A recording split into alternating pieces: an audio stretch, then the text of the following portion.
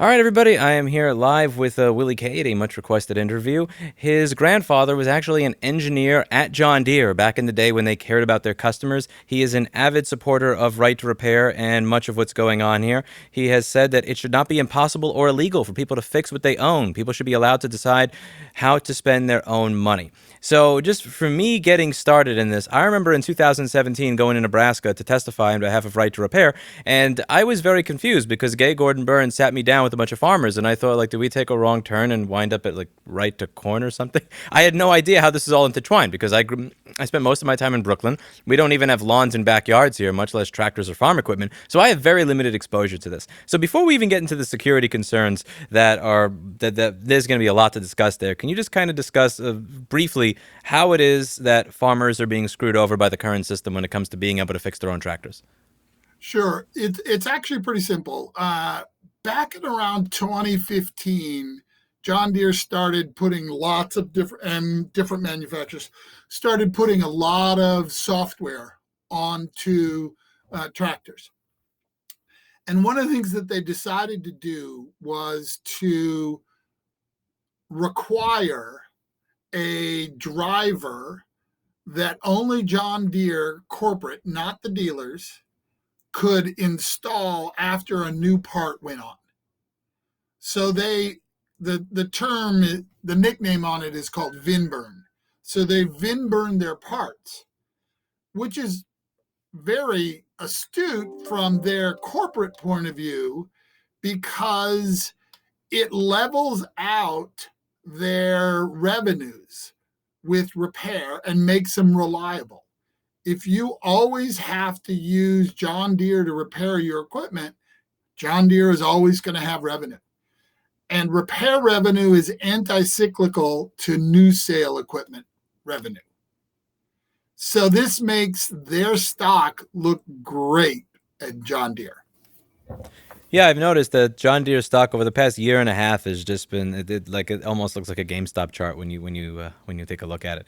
So, what are one of the things that we hear a lot when it comes to consumer electronics right to repair: security, privacy, safety. Security, privacy, safety. They're always talking about how the security is going to be decreased as a result of right to repair passing, but they never give specific examples ever. And I remember hearing Kevin Kenny at one of the Nebraska hearings earlier this year saying, "You're talking about security. Lots of these devices use Windows CE. I wouldn't take this if you paid me to." And it's a good example because like a lot of these devices are running an operating system that has not received a security update in 8 years. Now, there's a lot of really interesting things that have gone on over the past few months with cybersecurity, with regards to just how easy it is to get access to things like VIN numbers, whether the lease has been paid off on a tractor using really rudimentary tactics. Can you talk a little bit about what's been going on over the past 3 months with security and John Deere products?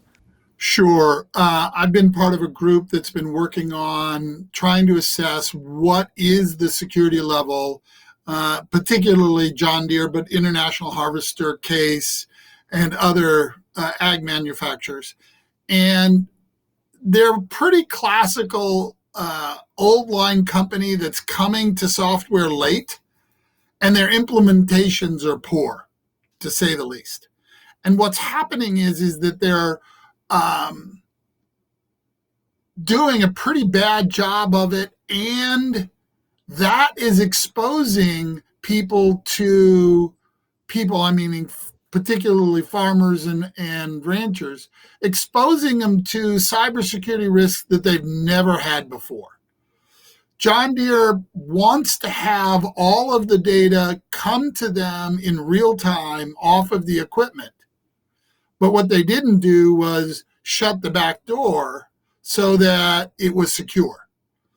And one of the things that we found in the DEF CON presentation really goes into some deep detail about the problems that exist, et cetera. Now, I'm particularly perturbed that the response by John Deere was, "Oh, there's no problems. We've solved them all." Unfortunately, that's just not true. And it's actually amazing to me that a corporation can flat out gaslight people like that. It's just amazing to me. I suspect in the end, it will come back to bite them. Yeah, I remember right after a lot of the security stuff came out, there was one particular tweet that came out. It was something along the lines of, "We forecast a fresh line of BS or something coming over the next week." And I'm just thinking, really? I mean, people just sent your team information as to how easy it is to hack into your system. You haven't responded to them yet, but you have the time to release a tweet on it. I mean, that's not really what you should do when people have proven that they can get into your systems, particularly when you're one of the largest agricultural publicly traded companies in the United States. It is really amazing to me how brazen they are about the subject of it. I think their recent response to the DEF CON presentation was that we increased our security by 745% over the last 6 years or so, something like that. And I'm going, well, yeah, from one person to four, that's a big increase. But by the way, I don't know how many people they increased and those kind of things. But what's really important is it's insufficient. Whatever they're doing is not sufficient. And it is creating a liability that has never been there before. Because of their wanting the data in real time and taking it through the cell phone connection to all the machines that they have connected.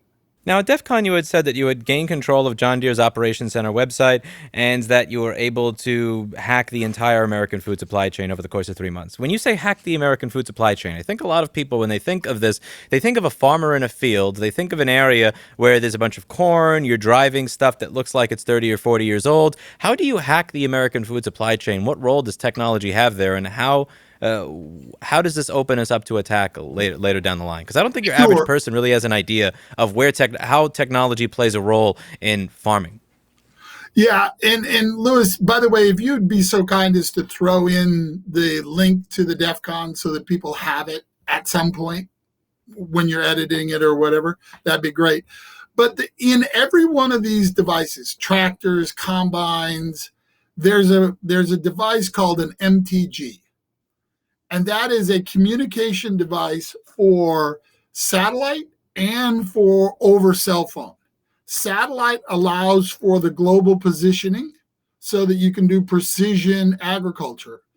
But separately from that, for the most part, is a cell phone SIM card. So it's, if you will, a cell phone that is built into all of these machines. And so anytime you're turning it on and you're running in the field, you are connected to the internet. You're connected to John Deere. And that's the place where the lack of security really becomes a problem.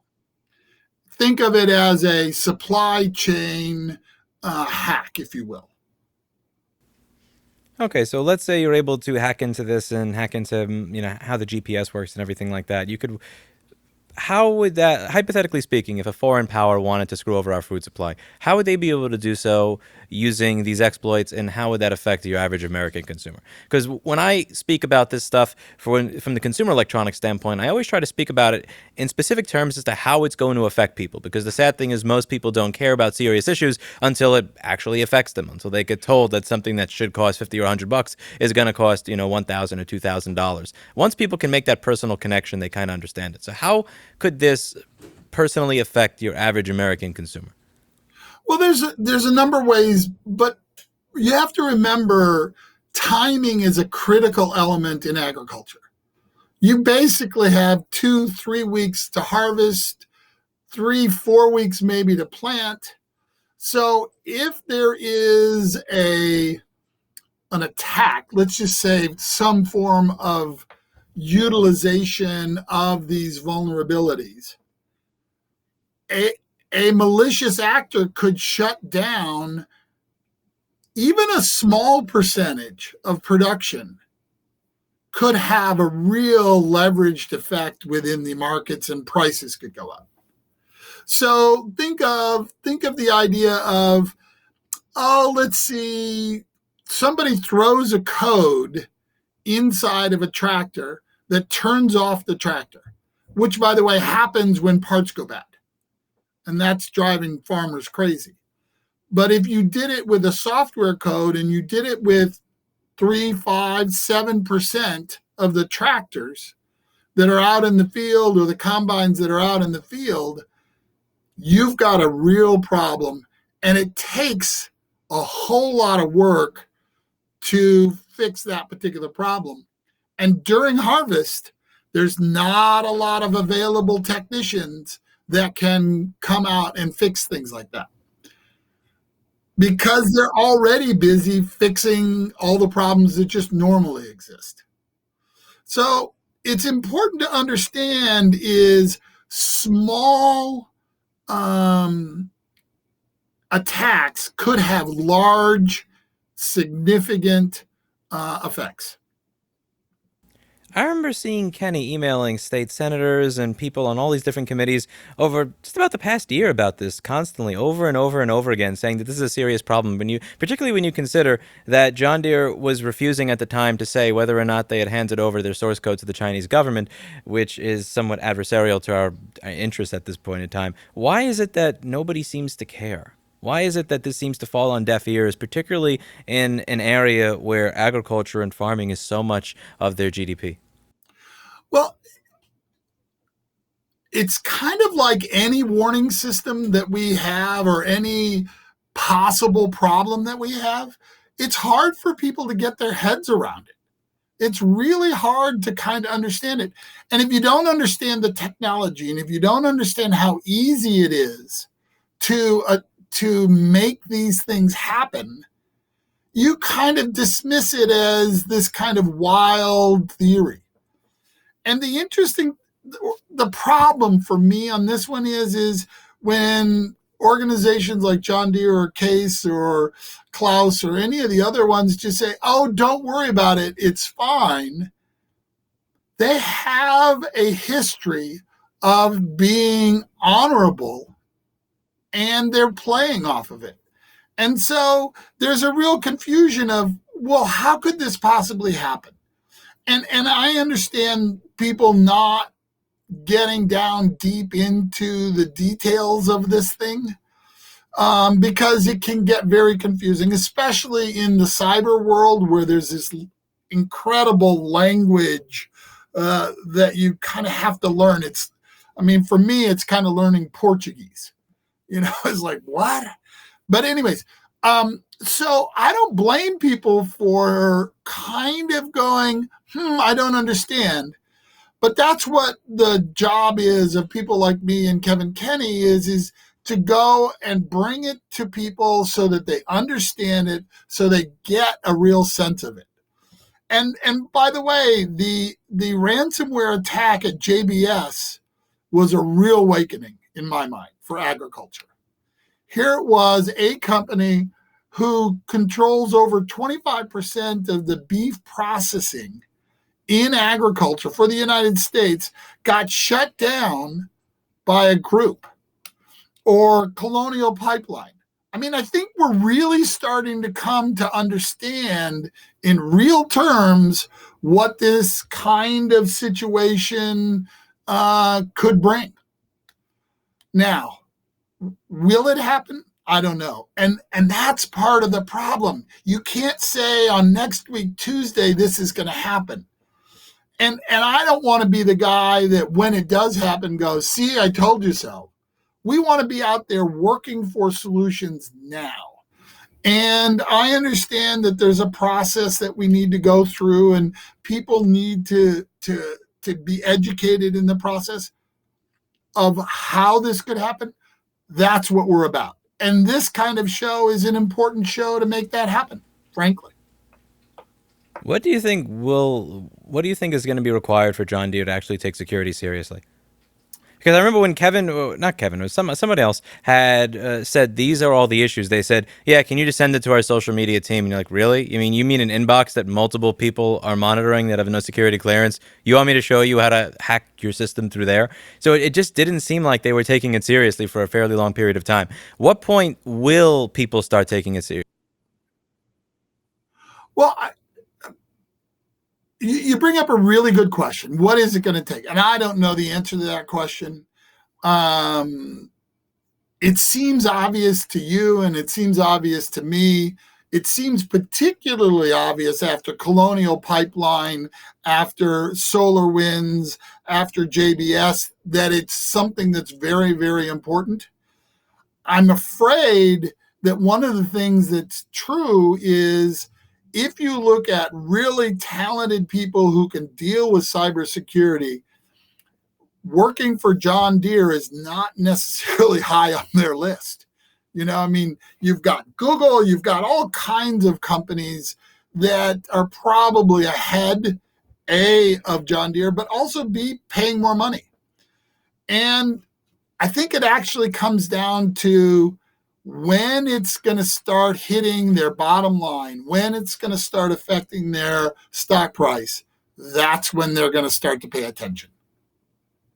Well, you make a good point, which is many of the people who are qualified security professionals and hackers may want to prefer to work for Google or Microsoft or something than John Deere. But I mean, I've seen John Deere's net profit margins. They should have the money to be able to say, we'll outpay what you'll get at Google, even if you're going to be working on a project that may be a little bit more boring.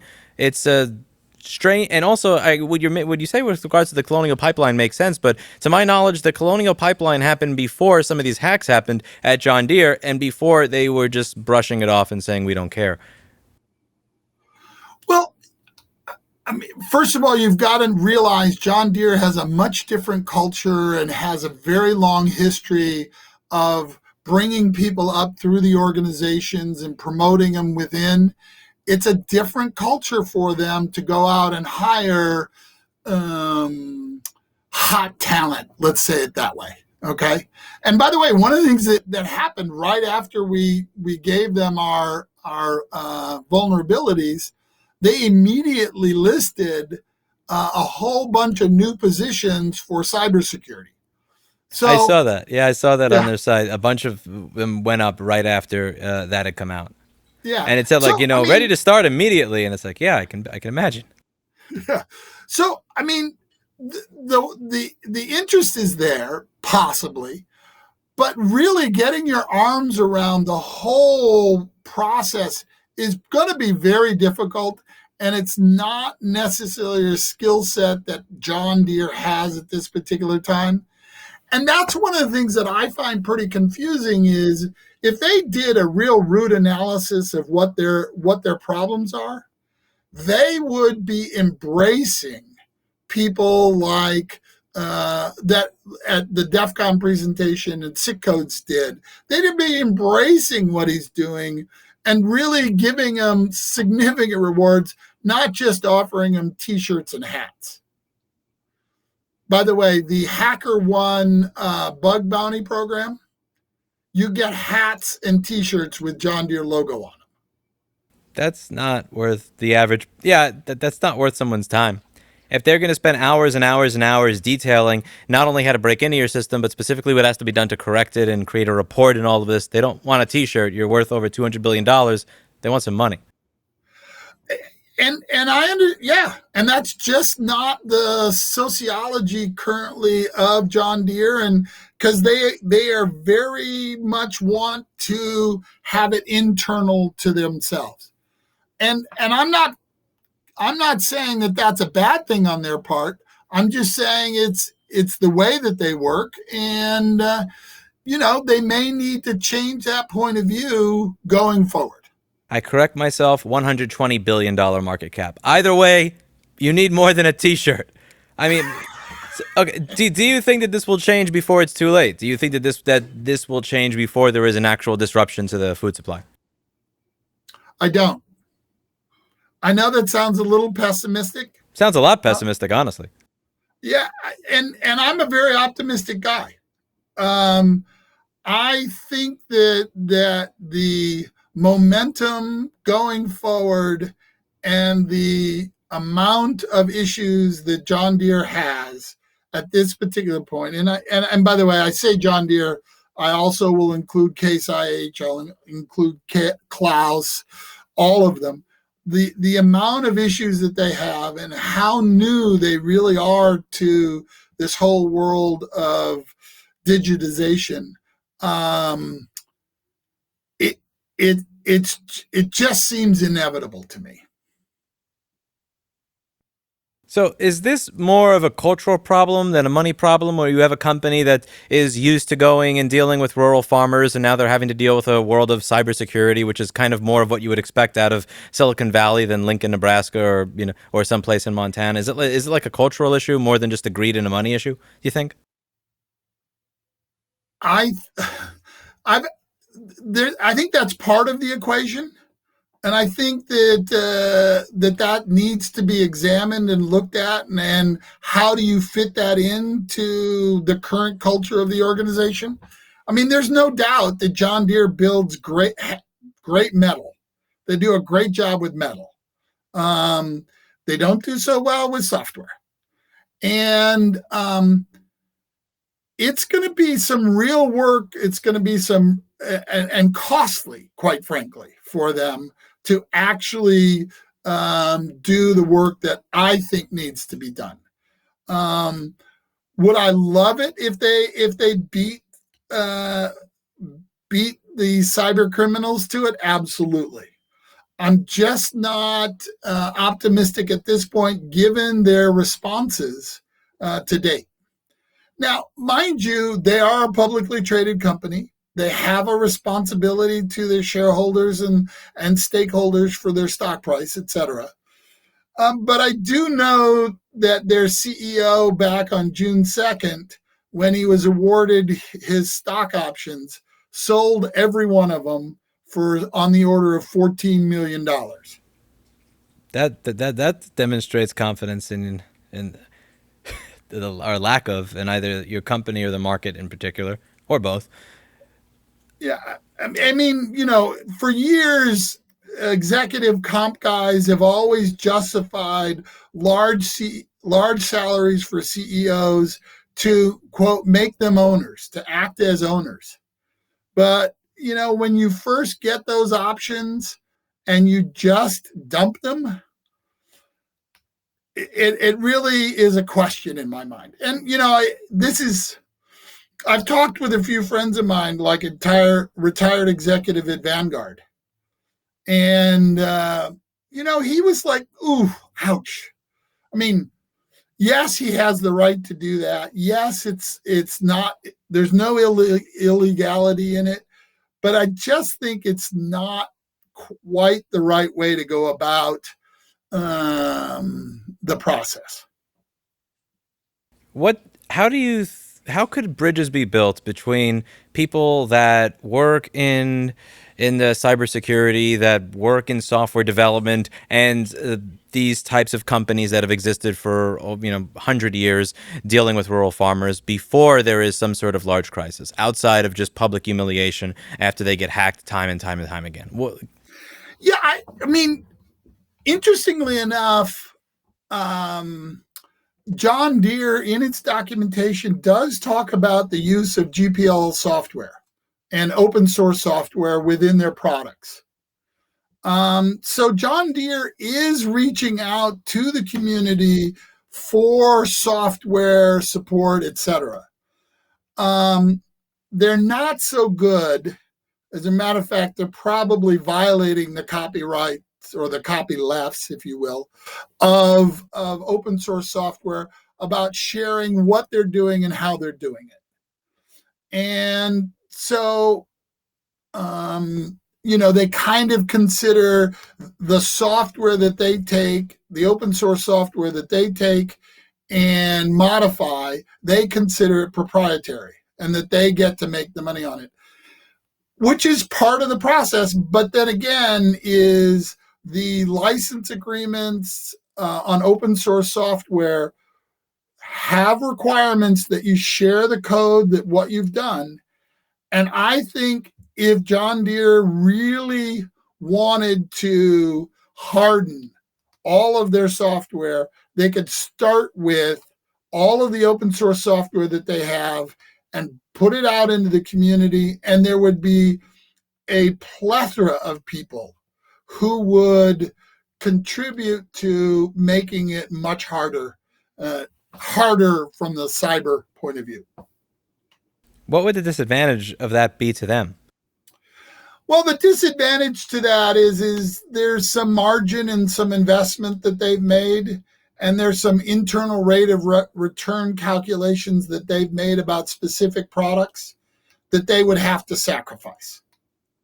Um, just for your listeners, oftentimes in a corporation of that size, when someone is proposing a particular project, let's say a new monitor inside of a cab, they're going to look at, and ultimately the decision, or one of the elements of the decision, is what is the internal rate of return on the money that we're going to invest into this project. And there's a set number that's known within John Deere by its engineers, typically not known outside, that says, okay, I need X as an internal rate of return. And, their products have to last for decades. So those decisions last for a long time. And if they didn't make that initial assessment properly, they are not going to meet their internal rate of return numbers. And for any project manager, that's not a good thing within Deere. You don't get promoted if you have consistently bring in projects that don't meet that kind of criteria. But so it seems like an incentive structure problem where if you don't meet those particular numbers, you get in trouble. However, if there's an issue with regards to security, that could be some other project manager's problem. And that's how complex this problem is. And that's why, for me, I'm trying to focus on as many details as possible on right to repair within the agricultural industry. Okay, I totally understand and have sympathy with cell phones or computers and all those kinds of things. But really, to get down deep and to understand the problem, you need to know some of these details. You need to know the detail of what a payload file is for repair. And why is it that it requires a dealer's technician to install what in essence is a printer driver to complete the repair. So, and until we understand those kind of details, and quite frankly, until the people who are representing the farmers, like the Nebraska Farm Bureau or the Farmers Union, until they have real understanding of how that process works, they don't understand why this is such a big deal. And for the last 8 months, I've been working very closely with people in the agricultural world and trying to describe to them the details that are required to make a repair complete and functional in the agricultural world.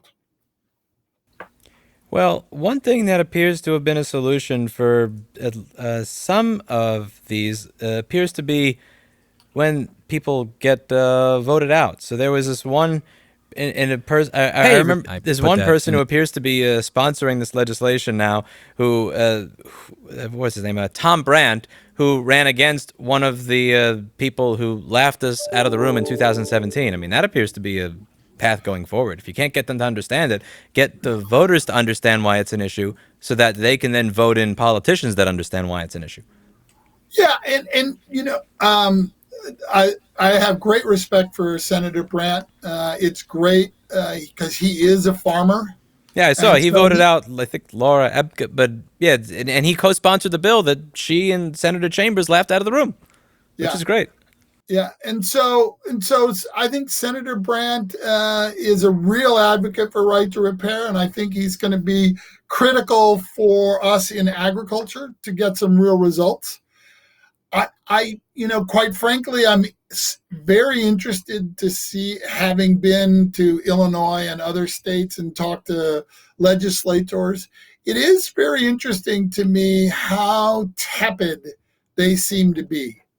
But now that we've had the Massachusetts, the second right to repair um, um, ballot initiative voted on in Massachusetts back in November, where 74.97% of the people voted in favor of it, even though $25 million was spent on an ad campaign by the opponents. I mean, that's a very stark set of numbers for politicians to see and understand, and that's enormously helpful, quite frankly.